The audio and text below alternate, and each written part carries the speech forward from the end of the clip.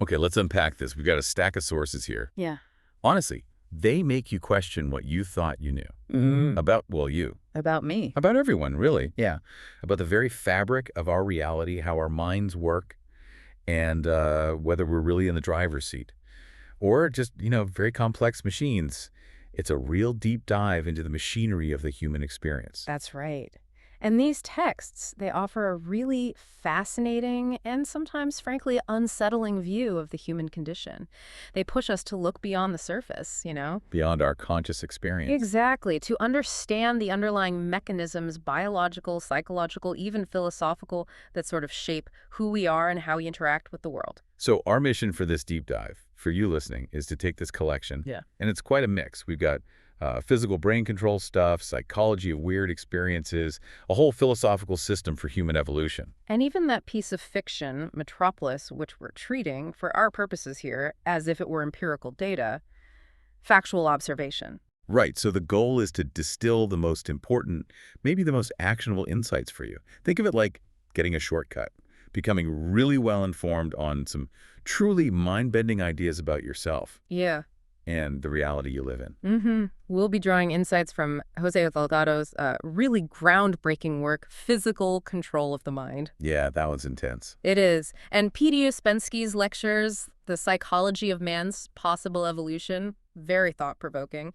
Then Graham Reed's The Psychology of Anomalous Experience, which is super comprehensive. And like you said, using observations from Thea von Harbou's Metropolis, almost like case studies, factual data points on human experience and, how society can be structured. Precisely. So we're covering a lot, from electrical brain stimulation and sensory deprivation experiments and things that show what our brains fundamentally depend on. To the nature of consciousness itself, memory's quirks, how weird memory can be. And that feeling of having a self, right? That sometimes might not even feel entirely like yours. Exactly. So, yeah, a lot of ground. Get ready to challenge some assumptions, I think.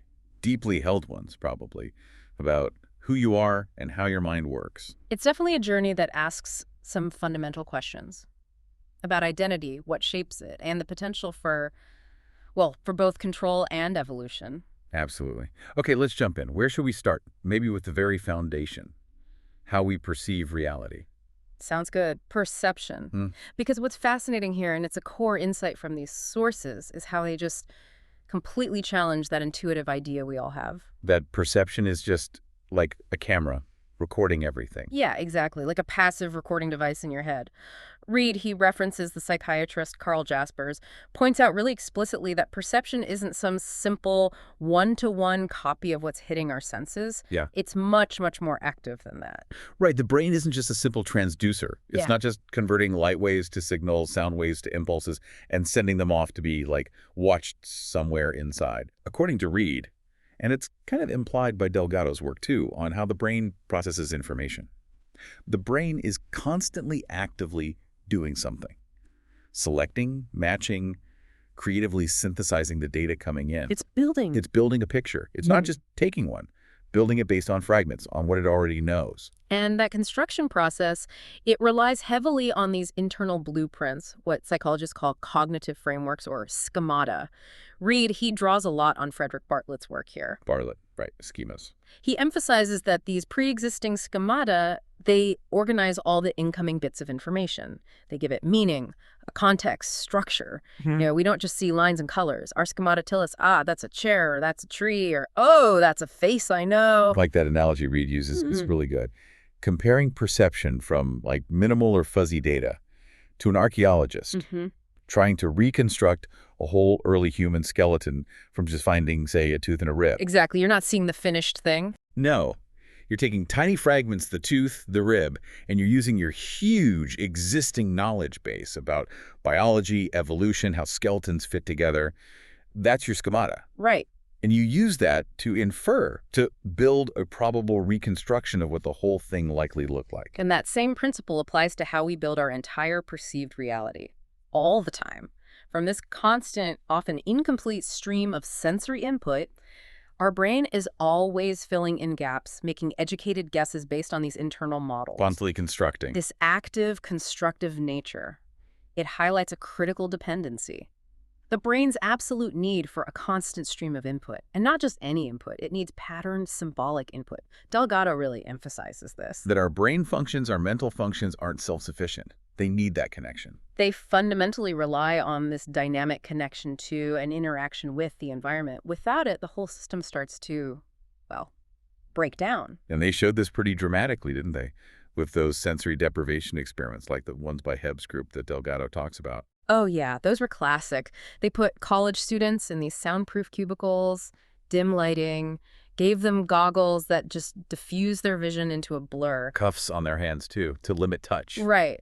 And the goal wasn't to cut out all input that's basically impossible, but specifically to remove the patterns, the symbolic information. No structured sounds, no clear shapes, no meaningful touch, just noise in a way. And the results were pretty weird, right? They expected to just think or study. Yeah, that's what they thought they'd do. But instead, they found it incredibly difficult to concentrate for any length of time.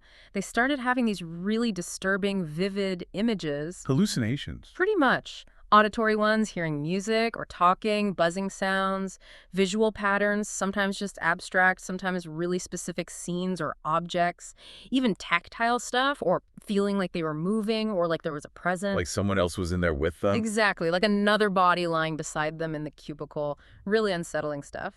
Wow. Just by messing with the pattern of the input, taking away the structure the brain needs to build a stable reality. It messes with your thinking and can actually induce these perceptual anomalies. It really can. And Delgado also reports that subjects came out of isolation with an increased belief in supernatural stuff and ESP and things like that. Suggesting their fundamental reality testing got shaky. It powerfully underscores Delgado's point that a continuous stream of structured symbolic stimulation isn't just, nice to have. It's necessary for what we consider normal behavior, normal mental function. He connects this to philosophy too, right? Ortega y Gasset. Yeah. Man has no nature. What he has is history. And that idea, I am I in my circumstance, our very sense of self, our normal mental state, it's completely tangled up with our environment and the patterned input we get from it. The brain needs something to work with to build that stable reality. Okay. So if perception is this active construction using incomplete data, relying on our internal frameworks and desperately needing patterned input, it makes total sense that sometimes the construction process goes wrong. And that's what Reid digs into in the psychology of anomalous experience, right? Yeah. These times when our internal perception doesn't quite line up with what everyone else agrees is external reality, or when internal stuff feels external. Precisely. And Reid helps us sort through these different experiences. He makes a distinction, for instance, between an illusion and a hallucination. Okay, what's the difference there? An illusion, in the way Reid discusses it psychologically, is a misinterpretation of sensory information that is actually present. You see or hear something real, but you get its meaning or nature wrong, often because of expectation or context. Like seeing shapes in clouds. The clouds are real, but seeing a camel. Yeah. That's my brain interpreting. Exactly. The input is real, the interpretation is subjective, driven by your schemata looking for patterns. Hallucination, though, going back to Esquirol, echoed by Reid, that's defined as a perception without an object. Perceiving something that just isn't there externally. Right. Seeing, hearing, smelling, feeling something as if it's externally real, but there's no corresponding external stimulus causing it. Reid is careful, though. He distinguishes this from just, mental imagery. Picturing something in your mind. Yeah, because picturing something also involves seeing things that aren't there, but it doesn't usually have that full sensory quality. It's usually voluntary. And crucially, you don't typically believe it's really out there in the world. Right. You don't usually duck if you just imagine a ball flying at you. But someone hallucinating might. That's the key difference, the belief in its external reality. And these anomalous perceptions show up in all sorts of ways. We mentioned pareidolia, seeing patterns in random stuff like clouds or wallpaper. Reid sees that less as a misinterpretation and more as the brain actively filling in the gaps when the input is really vague. Then there are hypnagogic and hypnopompic images, those incredibly vivid, sometimes bizarre, autonomous pictures that pop into your head as you're falling asleep. Hypnagogic? Right, or just as you're waking up. Hypnopompic. Exactly. These are actually surprisingly common in normal people. Reid suggests that maybe some of the vivid stuff reported in those sensory deprivation experiments could have been heightened versions of these normal states, just triggered by the weird input conditions. Makes sense. Yeah. Then you get into the more clinically significant hallucinations Reid talks about. Auditory ones seem common. Very common, especially in conditions like schizophrenia. Things like thought echo, where someone hears their own thoughts spoken aloud, sometimes feeling like they're being broadcast. Reid points out how incredibly distressing that must be, your innermost thoughts feeling public. Yeah, this sounds awful. Olfactory hallucinations, too, smelling things that aren't there. Often unpleasant things like poison gas or something rotting, sometimes linked to neurological issues like epilepsy. Visual ones. Less common as the only type in schizophrenia compared to auditory, but they happen. And then there are the more abstract but still powerful anomalies, like the sense of presence. Feeling someone's there, even when you're alone. Yeah, that feeling of being followed, or just someone nearby. Very unsettling. And probably the weirdest, the doppelganger, or autoscopy. Seeing a hallucination of yourself. Seeing your own double, yeah, that's a strange one. Now, if we apply our method here, treating Metropolis as factual data, we see things that look a lot like this. Maria's vision underground. Yeah. Seeing death with his bone flute, the 7 deadly sins. Within our framework, yes, that functions exactly like a powerful visual hallucination, a perception without an external object, but deeply meaningful to her internal state and, the story's symbolism. And Rotwang, the inventor. He seems prone to this stuff. Early on, he hallucinates Maria being chased by that, a trunkless creature with a jellyfish head. Bizarre imagery, yeah. Classic hallucinatory quality. And later, driven by grief and obsession, he has this clear delusion where he mistakes the robot he built for his dead love, Hell. That's a profound misidentification rooted in a really altered perception or schema of who Hell was. Fred or two, right? Believing he sees Maria behind a window in Rotwang's house, crying, "Help me," described as a vision, not objectively there, but it drives his actions. It's striking how the Metropolis narrative presents these internal subjective experiences, call them visions, hallucinations, misidentifications, as just part of the reality of the story. It really underscores the psychological impact these things have, regardless of their objective status. For the characters, they're terrifyingly real. And this is where culture comes in, right? Reid makes a big point about this. A crucial point. How culture profoundly shapes the interpretation and the meaning given to these experiences. What one culture sees as a mystic vision may be communication with spirits. Like the Crow Indians seeking guardian spirits through visions. Exactly. Or religious ecstasy. Another culture might pathologize the exact same experience and call it hysteria or schizophrenia. The label, the understanding, depends entirely on the cultural framework. It's not just what you experience, but how it's understood. So perception. It's not just an active construction, vulnerable to input changes. It's also deeply shaped by our internal frameworks, our environment, even our culture. It's definitely not a simple window onto the world, more like a constantly interpreted model. That's a really critical takeaway, and it leads us right into another core cognitive function that shares the same dynamic, constructive, and sometimes really fallible nature. Memory. Okay, memory. Yeah. So if perception is active construction, memory definitely isn't just pulling perfect files from a cabinet. Absolutely not. Reid just dismisses those old, simple models, the cupboard, the dictionary, the slate, the tombstone, where things are perfectly etched. He says they completely fail to explain everyday stuff. Like why memories change over time, or why we forget things. Exactly, or why you and I might remember the same event completely differently. Those static models just can't account for distortion or forgetting. Right, you don't just open a drawer and pull out a perfect recording. Yeah. Memory, according to Reid and Bartlett, who he cites a lot, it's about activating the relevant schemata again. Those same organized frameworks we talked about for perception. Right, activating those to reconstruct something like the past experience. You're rebuilding it based on the pattern, not just playing back a recording. Which really highlights the dynamic reconstructive nature of it. You're not retrieving isolated items. You're rebuilding the whole experience using the organizational structures, the schemata, that the original experience was filtered through and stored within. And Reid notes our attitudes at the time, the context, the setting of the original event, that all heavily influences how the schema forms and how the memory gets rebuilt later. So perception and memory are fundamentally linked. Both use this schematic process to organize information, whether it's coming in now or being recalled from the past. Both are acts of creative synthesis. Not just recording or playback. Definitely not. And because memory is constructive and dynamic, that's precisely why it can fail, get distorted, or even be fabricated. We see this in things like amnesia, the loss of memory. Amnesia, there are different kinds, right? Yeah. Reid distinguishes between organic amnesia, which is caused by physical brain injury or disease. Like a head injury or Alzheimer's. Right. This often leads to widespread memory loss, sometimes including your core personal history, and the person often can't care for themselves because the cognitive damage is so fundamental. Then there's the other kind. Functional or hysterical amnesia. Yes, this seems linked more to psychological factors, trauma, overwhelming stress, deep internal conflict. Here, the person seems to lose mainly their personal identity and autobiographical memories. They might forget who they are, their family, their life story. But they still know how to talk or ride a bike. Often, yes. General knowledge, skills, even basic personality might remain relatively intact.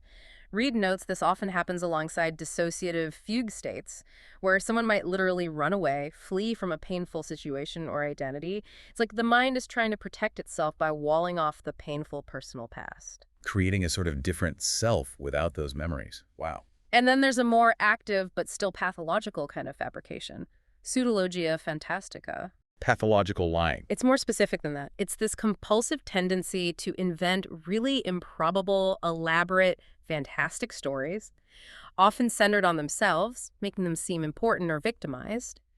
These stories get told with conviction, get more detailed over time, and seem mainly driven by a need for attention or admiration. Reid gives that really disturbing example. The young woman, claiming assault by a conductor, then rape, adding more details each time. Yes, a striking illustration of how memory reconstruction can just slide right into pure, elaborate invention, especially when powerful psychological needs are driving it, the construction process gone wild. Okay, so memory recall can fail or fabricate. What about just recognizing something, that feeling of, I know this? Recognition, yeah. Reid defines it simply as that subjective feeling of familiarity, identifying something as known before. We've all had that tip of the tongue feeling, TOT phenomenon. Oh, yeah. Infuriating, isn't it? Totally. You know a word or a name, it feels right there. Maybe you know the first letter, but you just can't pull it out. Reid connects that perfectly to the schematic process. You've activated the relevant schema, you've got access to parts of the organized knowledge network, but the full retrieval just isn't completing. And he mentions experiments support that halfway feeling people in a TOT state are often right about things like the first letter or number of syllables. So the schema is partly active. Seems like it.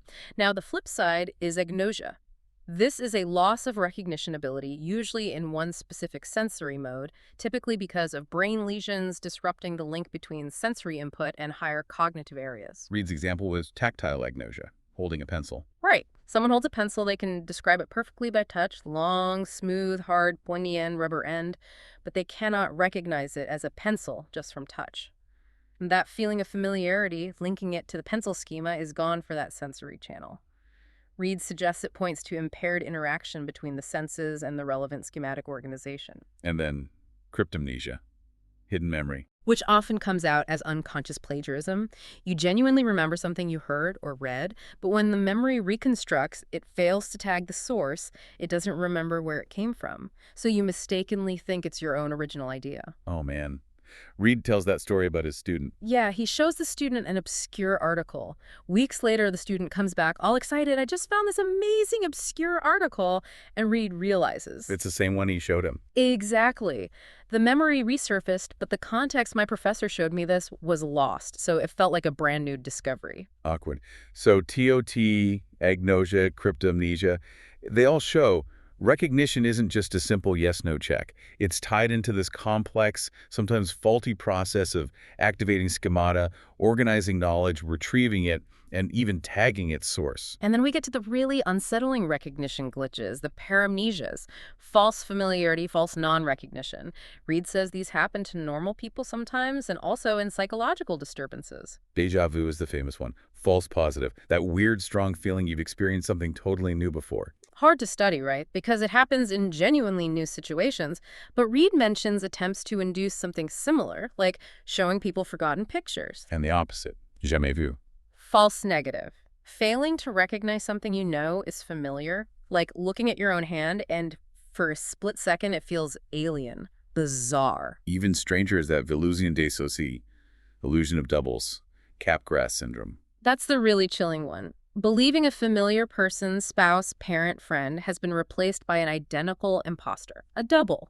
Reed links it strongly to paranoid psychoses, but mentions historical accounts of milder forms even in normal people, like the poet Cowper thinking his friend was a double. How does that even happen? Reed has an explanation based on schemata. He offers a potential psychological explanation, yeah. Suggests it might come from deep conflict or ambivalence towards the person.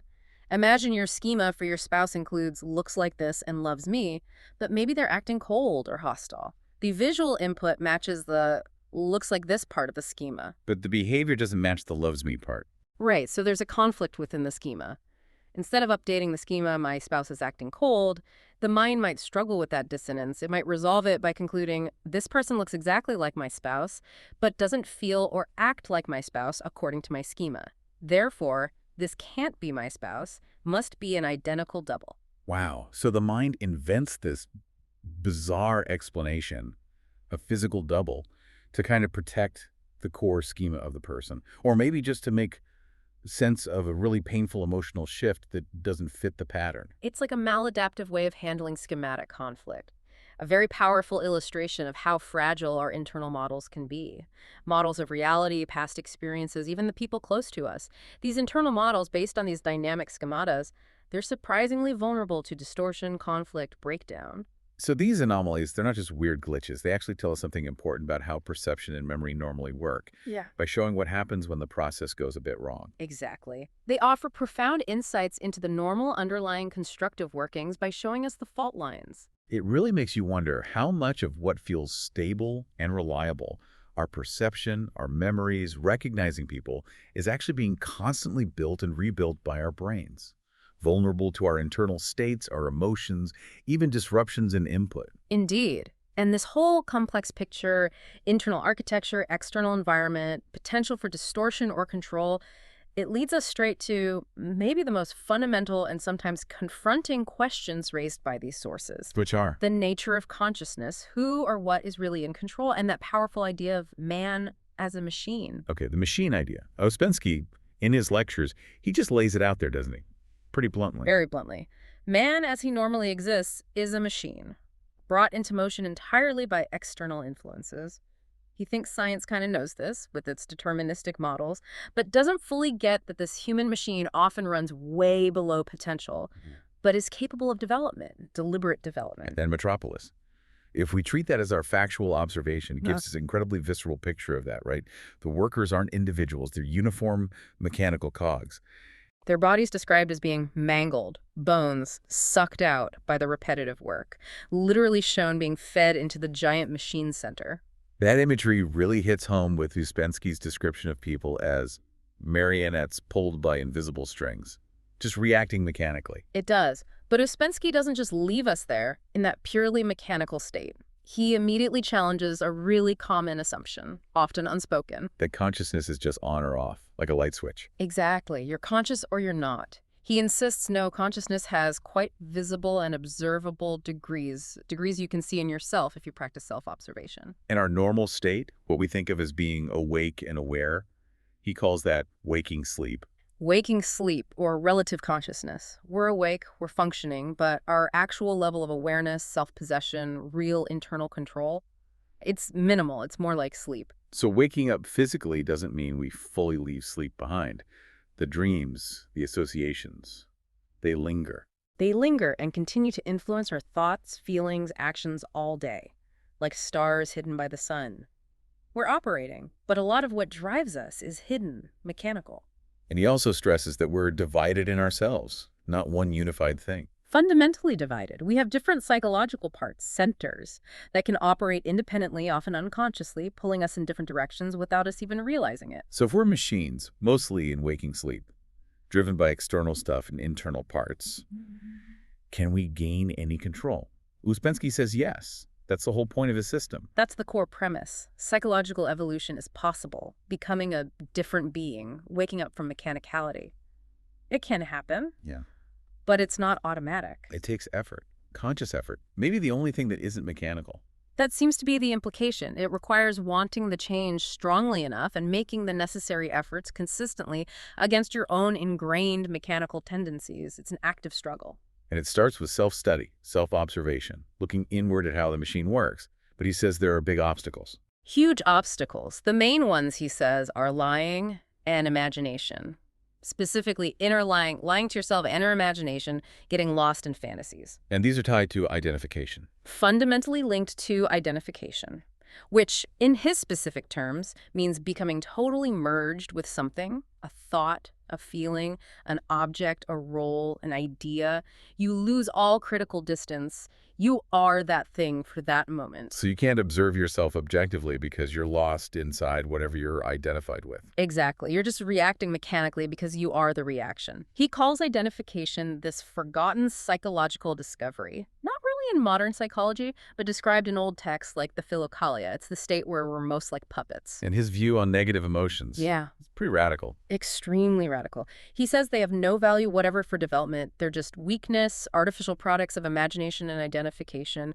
And crucially, you can't control them by willpower once they've got you because they're operating mechanically then. He says the strangest fact is that people seem to almost worship them, think they're real or valuable. Yeah.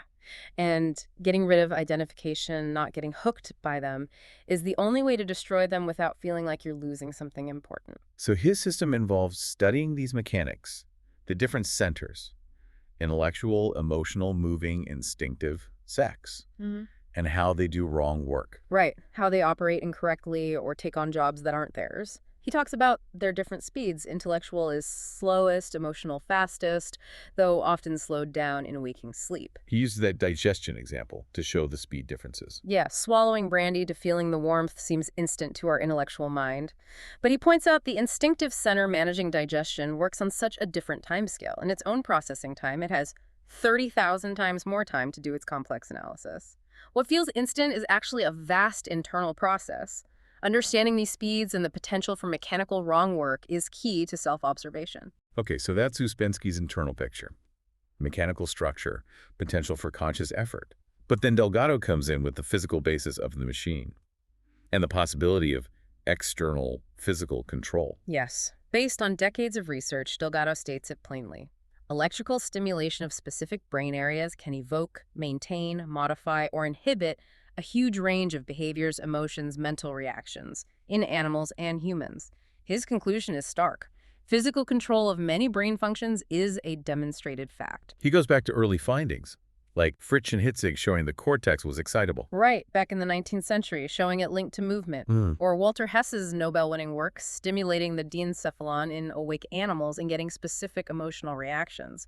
Building blocks. And the effects of ESB electrical stimulation of the brain in humans, done during surgery or with the implanted electrodes. Yeah, thousands of procedures. Electrodes implanted safely for days, weeks, even months for therapeutic reasons, epilepsy, chronic pain, anxiety, movement disorders. And the effects reported are profound, directly supporting Delgado's claim. Like what specifically? Stimulation in different spots has blocked thinking, stopped speech or movement, or, conversely, evoked specific states: pleasure, laughter, friendliness, sudden hostility, fear, vivid hallucinations, complex memories. Penfield's brain mapping work is a key example he cites. It's amazing you could induce the feeling of fear directly, without any reason. Yes. Or trigger intense pleasure by stimulating the septal region. Even inhibit the feeling of pain by activating those pleasure centers. Delgado mentions a patient with narcolepsy who had a button they could press. And they just kept pressing it. Over 1,000 times in 3 hours to get those pleasurable sensations. Wow. And it wasn't just simple feelings or movements. ESB could trigger complex behaviors too. Surprisingly complex sequential actions in animals. Delgado describes monkeys made to walk, run around avoiding obstacles, climb, perform a whole series of acts that look completely spontaneous. But he's careful to say the complexity is in the brain pathways being activated, not created by the electricity itself. It could also stop behaviors. Yes. Inhibit them. Stop an animal wanting to eat even its favorite food. Calm down an aggressive boss monkey. Even stop a mother monkey's protective rage over her infant. Which leads to maybe the most confronting point in Delgado's work about will versus ESB. That observation, yeah. That in experiments with high-intensity stimulation of motor areas, the evoked movement always won out over the person's conscious will to resist it. He specifically mentions trying to stop your hand from flexing when the motor cortex is stimulated. Subjects reported they couldn't. That treated as factual data from our sources. That resonates incredibly strongly with Metropolis, doesn't it? The whole city as a machine with a brain controlled by Joff Fredersen via that blue metal plate, a central heart machine. The workers' actions, their very lives controlled by this technology. Maria physically pulling the safety lever and stopping the whole city machine. It's like a narrative version of Delgado's findings. Manipulate the core structure, control the system. It's a powerful parallel. So you have Ouspensky describing the internal mechanics and the path of conscious effort, and Delgado demonstrating the external physical control mechanisms built into our biology, accessible via technology. This whole complex picture, internal mechanics, external influence, direct physical control, it has to raise questions about our sense of self, right? Absolutely. Reid discusses that experience of having a self, that feeling of being a continuous, unified me, as something central, global, but usually just taken for granted. But just like perception and memory, that sense of self is also vulnerable. It can break down in unsettling ways. Leading to anomalous experiences of the self, like depersonalization. Depersonalization, yeah. Feeling unreal, detached from your own body, thoughts, emotions, like you're watching yourself from outside. And derealization, the feeling that your surroundings are unreal, dreamlike, strange. Reid says they often happen together. That scene in Metropolis. Fredder running desperately, feeling like a spirit by the side of my own self, watching his body run. That fits depersonalization perfectly if we take it as factual data. It really does seem to capture that feeling of detachment. Or think about dissociation of affect, detaching emotion from experience under extreme stress. Like soldiers in combat. Right. Performing actions without feeling the terror, which might flood back later. It's adaptive temporarily, but shows how conscious feeling can disconnect from action and perception. Then there's that really disturbing loss of personal attribution. Feeling your thoughts or actions aren't your own. Passivity feelings, yeah. The conviction that thoughts are being inserted into your mind or blocked, or that your actions are controlled by some outside force. Reid talks about thought insertion, thought blocking. These experiences, especially when strong, might reflect a breakdown of fundamental ego boundaries, the line between self and not self, often linked to severe mental illness, but milder feelings of being not yourself or influenced can happen to anyone under stress. Reid also makes a useful distinction here between overvalued ideas and delusions. Very important distinction. An overvalued idea is an intensely held belief that dominates someone's thinking and behavior. It's not necessarily irrational itself, maybe shared by a small group, but it leads to rigid thinking, over-schematizing, forcing everything to fit the idea. Whereas a delusion is defined as fixed, false, held with absolute conviction despite clear evidence against it. Its origin is often mysterious, it's usually not shared, and it feels completely right and consistent to the person holding it. Egosyntonic. So applying this to Metropolis again, Joff Fredersen's absolute belief in his control system, the division of society. Could that be an overvalued idea? Or even a delusion? You could analyze it that way, yes. It certainly drives all his actions, despite the obvious harm it causes. It's a rigid, systematized belief. Similarly, Rotwang's fixation on resurrecting hell, and then his delusion confusing the robot Maria with her. That seems like a clear example of a delusion completely overriding his perception and judgment. And Reid notes the content of delusions is often shaped by culture and personal history, which fits how Fredersen's and Rotwang's obsessions are rooted in their specific world. And Reid tries to link these self-anomalies back to cognition, to the schemata. He suggests that feelings of unreality, detachment, loss of personal attribution, they might stem from disturbances in how experience is organized schematically. Maybe the personal attribute tag, that this belongs to me tag, is missing from thoughts or actions, or the whole schema of reality or self becomes unstable. If the brain isn't correctly tagging things as mine or real, it could lead to these feelings of alienation. So they suggest a deep link between the anomalies we see in perception, memory, recognition, and self. They might all be different ways the underlying schematic system can glitch. That seems to be the implication. It's all interconnected. Our perception, memory, recognition, even our core sense of self. All dynamic, constructive, potentially fragile processes based on brain workings and subject to both subtle internal stuff and direct external influences. Exactly. Which brings us to this final layer, this complex, sometimes unsettling picture of us as potentially mechanical influenced systems, yet also having subjective experience, maybe even potential for evolution. It forces this tension, doesn't it, between the human and the machine. Identity, change, and the ethics of control. Okay, let's really unpack that core tension. If man is, as Ouspensky suggests, largely a machine, and as Delgado shows, that machine works on physical principles that can be externally controlled, what does that mean for identity? Delgado quotes Ortega y Gasset again here. Man doesn't have a fixed nature like an animal. He has a history. Meaning who you are depends hugely on your inputs, your environment from day one. Profoundly. Parents, teachers, culture, laws, media. Delgado calls these the external powers shaping the mind. Civilized life isn't mainly limited by nature anymore, but by education, laws, social pressure, economics, all human creations. And Delgado notes the irony. In trying to get free from nature, we created a new kind of servitude to engines, money, computers. Exactly. Servitude to the complex systems we built. And this just screams Metropolis. Analyzed as our factual data. The worker's identity seems almost totally erased, defined only by their function in the city machine. That shocking uniformity, lack of individuality. You could see it as their environment completely overriding any complex personal development, reducing them to function. Delgado quotes Marquise too, right? Saying technological reality has invaded and whittled down the private space in which man may become and remain himself. Which forces the question, who is this himself? And where do its parts come from, if not these huge external forces shaping us through patterned input and social structures from the moment we're born? It seems pretty deterministic. But then Ouspensky offers this powerful counterpoint, hope even. The potential for evolution. That's his core message. Man can evolve psychologically, can work to become a different being, wake up from that waking sleep, gain new levels of consciousness, new powers he doesn't normally have. But it's not guaranteed, not automatic. It needs that conscious effort, that non-mechanical push against the machine's inertia. Precisely. Wanting it strongly enough, making the necessary, often hard efforts consistently. And he lays out how. The 3 lines of work. Yes.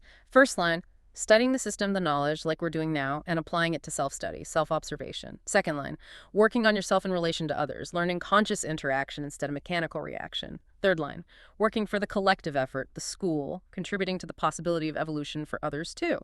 He stresses that just hearing the ideas, the first line, is only the start. Real change needs practice, especially with other people, the second line. He also talks about levels, man number 1 up to man number 7. Different levels of development, from fully mechanical, man number 1, to fully conscious, man number 7. And he insists you can't truly understand the being of someone at a higher level unless you work to change your own being. It's about practical transformation, not just intellectual grasp. It offers a path beyond the mechanical limits the other sources describe. So this potential to deliberately change stands in pretty stark contrast to the picture of the machine being influenced externally or controlled physically. It does, and those physical control mechanisms Delgado describes, they raise the final, really urgent questions, the ethics of it all. Delgado admits people have huge objections, right? Theological, moral. Absolutely. That deep-seated idea that personal identity, autonomy should be inviolable, that directly messing with the psyche physically is wrong. Even physicians have debated the ethics of tampering with the psyche. But he also points out the practical side, that brain electrodes have been used safely. For long periods, yeah. Years in animal research without harm. And therapeutically in thousands of human patients for decades. For epilepsy, pain, movement disorders, anxiety, it's considered a safe clinical procedure in those contexts. Still, there's that fear of opening Pandora's box, unleashing something terrible by getting this kind of access. Delgado acknowledges that fear. And he points out the interesting contrast. People fear brain implants way more than, say, heart implants, even though brain electrodes have a long history of safe therapeutic use. The fear seems tied more to the implications for identity and autonomy, not just physical risk. And the ethics of research itself are crucial here, especially with the brain. Paramount. Delgado discusses the tension between medical practice focused on the individual patient's good, like the Hippocratic Oath, and research goals, which are about general knowledge. Deciding if an experiment's risks are worth the potential benefits requires more than just technical skill. It needs real moral judgment. He also flags that historical issue, recruiting subjects from groups bound to authority, like prisoners or soldiers. Yeah, a critical point. People in those situations might have less ability to give truly free, uncoerced consent. He mentions important past research, like on malaria or the polio vaccine trials, that use such groups, raising real ethical questions about how voluntary their participation truly was. So understanding and influencing the brain. Huge potential benefits, but also a massive ethical minefield. Forces us to ask really hard questions about consent, autonomy, what it even means to be human if we can be controlled like that. It really does. Okay. We have definitely taken a deep dive here through these sources, exploring how our minds build reality, how faulty memory and recognition can be, the unsettling ways our behavior, feelings, even our sense of self can be influenced or feel alien, and these huge philosophical and ethical questions about being complex, potentially controllable systems. Yeah, the sources together, they really paint a picture of humanity that's maybe more machine-like, more predictable in its glitches, more shaped by influences, internal and external, than we usually like to admit. You see it in Delgado's physical processes, Ouspensky's mechanical parts, Reed's predictable anomalies. Even Metropolis, as our factual data, hammers home that mechanical controlled aspect within a big system. But balanced against that, there's still the undeniable fact of subjective experience, that spark of consciousness Ouspensky says we can maybe cultivate, the potential for deliberate evolution through effort. The complex inner life we see even in the descriptions of psychological problems. There's still a core human drive for meaning, maybe for freedom, underneath it all. So this has been your deep dive based on the sources you brought to us. What do you make of it all now? Given that everything, perception, memory, consciousness, self, can be shaped by internal mechanisms, external forces, whether they're cultural, technological, even electrical, how much of what we think of as our stable identity, our personality, our free will, how much is really our creation? And how much is just a product of the circumstance, internal and external, that we happen to be in? And if we accept that we are, at least to a large degree, these complex machines working within systems, what new responsibilities does that put on us? Individually. Individually, yeah. Yeah. Maybe in terms of seeking self-knowledge, trying to wake up from that waking sleep Ouspensky talks about. And collectively, as a society, how do we navigate the huge ethical challenges, the potential dangers and benefits of understanding and maybe influencing the human mind and behavior? Definitely something to keep thinking about long after this deep dive ends.